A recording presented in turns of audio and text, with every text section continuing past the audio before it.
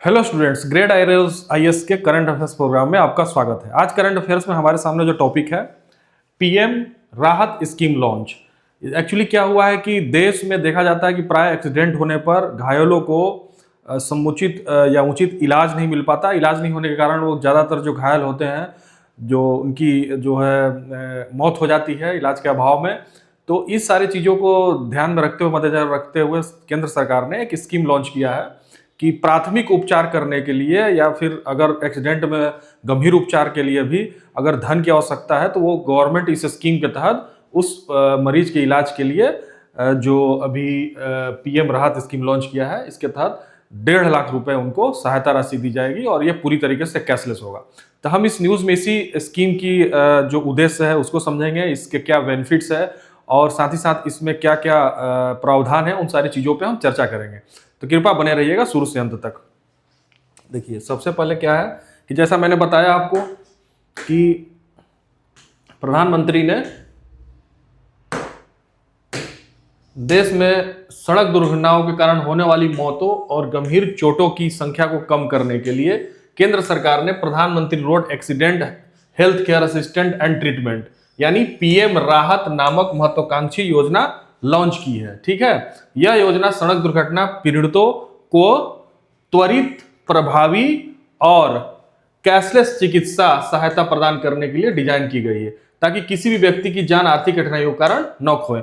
जैसा कि मैंने शुरू में बताया कि काफी ये देखा जाता है कि एक्सीडेंट होने पर प्राथमिक इलाज नहीं होने के कारण जो है बहुत लोगों की मौत हो जाती है और इसमें बहुतों के एक्सीडेंट होने के बाद देखा यह जाता है कि समस्या इतनी बढ़ जाती है कि लोगों के पास पैसा नहीं होता तो अपने जेवर को या और भी बहुत सारी जो नकदी चीजें होती है उसको निकालकर पैसे की व्यवस्था करते हैं, जिससे कि धन क्षति भी होता है और उसमें एक रिस्क भी होता है कि जो व्यक्ति दुर्घटनाग्रस्त हुआ है और घायल हुआ है उसकी जो है मौत भी हो सकती है। तीन सारे रिस्क फैक्टर को देखते हुए सरकार ने जो है पूरी तरीके से कैशलेस व्यवस्था शुरू की है, जिसमें कि इस योजना के तहत सरकार के फंड से वो पैसा दिया जाएगा। इसमें किसी प्रकार का मरीज से इसमें किसी प्रकार का कोई चार्ज नहीं किया जाएगा।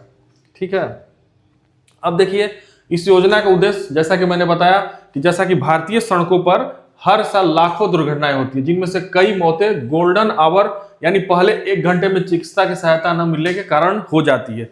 जैसा कि देखा जाता है कि जब लोगों की घटना होती है, दुर्घटना होती है तो घायल हो जाते हैं, शुरू का जो 1 घंटा होता है उसको गोल्डन आवर माना जाता है और उसमें अगर उसको सही तरीके से प्राथमिक उपचार मिल जाती है तो उसकी जान बचाई जा सकती है।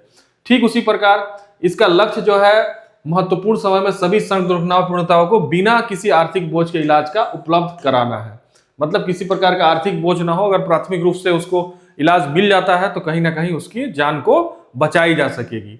और इसका जो मुख्य विशेषताएं और लाभ देखिए, कैशलेस इलाज की सुविधा, जैसे मैं शुरू में बताया, इस योजना के अंतर्गत हर सड़क दुर्घटना पीड़ित को 1.5 लाख तक का कैशलेस इलाज प्राप्त होगा। ठीक है, यह सुविधा दुर्घटना की तारीख से 7 दिनों तक लागू रहेगी। ठीक है, इलाज के खर्चे का बोझ सरकार और संबंधित फंड उठाएंगे, जिससे मरीज को कोई बिल नहीं देना पड़ेगा। तो यह बहुत ही बड़ी राहत है।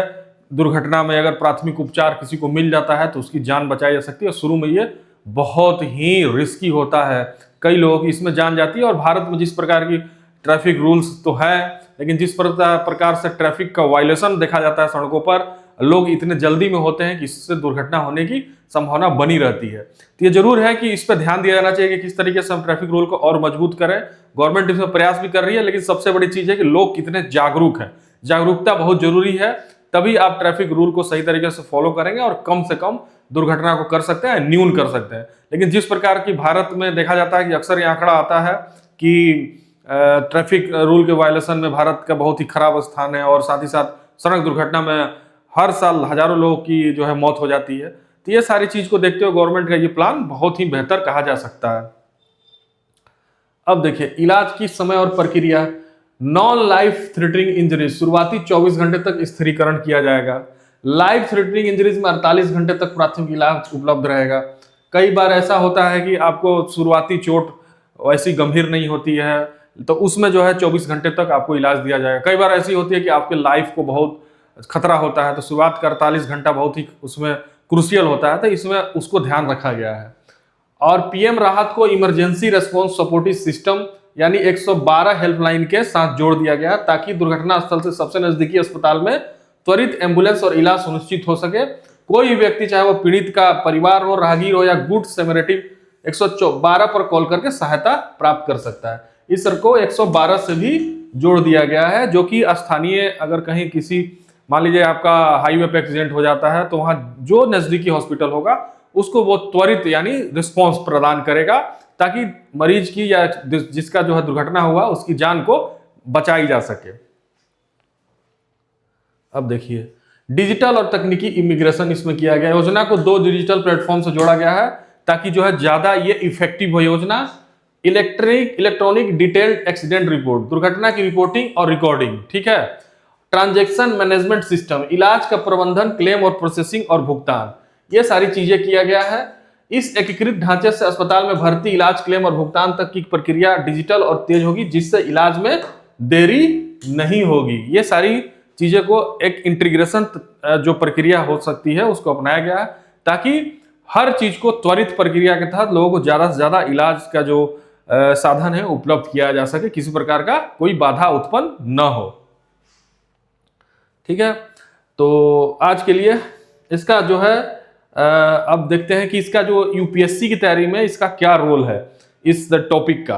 देखिए, सबसे बड़ी क्या है कि जीएस पेपर 2 में शासन और कल्याणकारी योजना, गवर्नमेंट इस तरह की योजना चलाती है तो जाहिर सी बात है कि वेलफेयर में ये चला जाता है।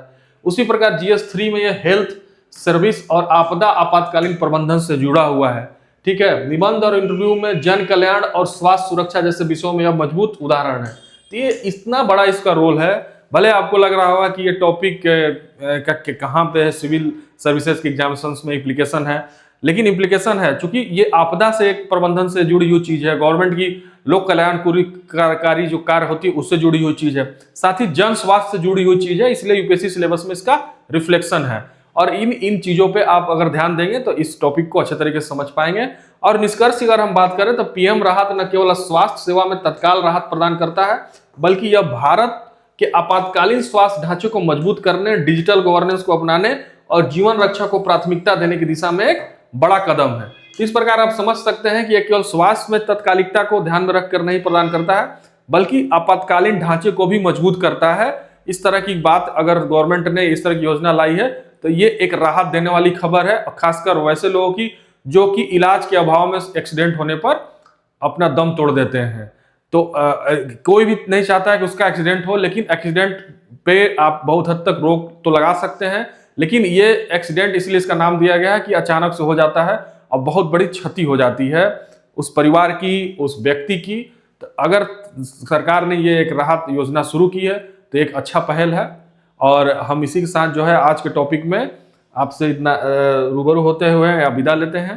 आप जो है इस अगर चैनल को लाइक नहीं किए हैं, सब्सक्राइब नहीं किए हैं तो प्लीज़ लाइक कीजिए, सब्सक्राइब कीजिए, और मिलते हैं आपसे हम नेक्स्ट टॉपिक में किसी इसी प्रकार की रुचिकर जानकारी और यूपीएससी सिलेबस के हिसाब से महत्वपूर्ण जानकारी को लेकर। धन्यवाद, थैंक यू सो मच।